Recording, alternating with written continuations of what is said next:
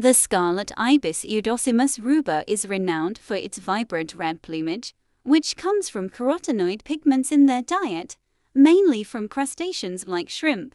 These pigments are absorbed and deposited in the bird's feathers, skin, and beak. Juveniles start off gray or white and gradually turn red as they mature. Native to tropical regions of South America and the Caribbean, scarlet ibises are found in wetlands such as mudflats, marshes, and mangroves, where they forage for crustaceans, insects, small fish, and other invertebrates. These birds are highly social, often forming large flocks with synchronized flying patterns and communal roosting habits.